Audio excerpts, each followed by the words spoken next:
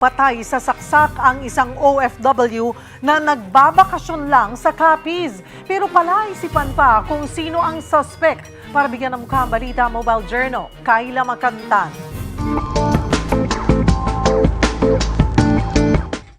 Buhay ang isang babae na madiskubre ng kanyang kapatid sa Tapaz, Capiz. Unang inakala na sinaktan niya ang sarili, pero sa pagsusuri ng mga otoridad, may nangyaring foul play.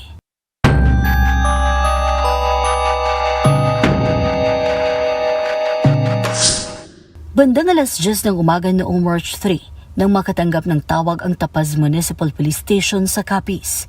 Isang 34 anyos sa babae ang natagpo ang walang buhay sa loob ng kanyang silid sa Barangay Taft. Ayon sa nakababatang kapatid ng biktima, ipinagtataka nilang hindi pa bumabangon ang kanilang ate, kaya minabuti niyang pasukin ng silid.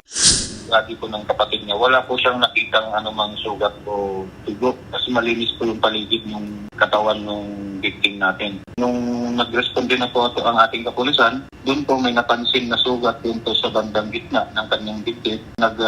Inisig na po kami na mag-request ng assistance ng SOCO. May napansin kami ng foul play po. Isang malalim na saksak sa dibdib ang ikinasawi ng biktima. Sa inisyal na investigasyon, maaga nagpahinga ang magkakapatid sa kani-kanilang kwarto noong gabi. Kinabukasan, nakita na siyang patay. Narinig pa ng kapatid na may kausap pa sa cellphone itong victim. Hindi naman po parang away. Yun na po yung last na pansin nilang buhay pa yung kapatid. Bagaman nawawala ang cellphone ng biktima, malabo man ang pagnanakaw ang motibo dahil nandoon pa rin ang ibang mahalagang gamit niya. Nakahanda rin daw sana siyang umalis pabalik ng Kuwait bilang OFW. Umuwi lang ang biktima noong Desyembre ng nakaraang taon para magbakasyon. Ngayon, nakatutok ang mga otoridad sa backtracking ng mga CCTV footage sa lugar para malaman kung paano nakapasok ang suspect.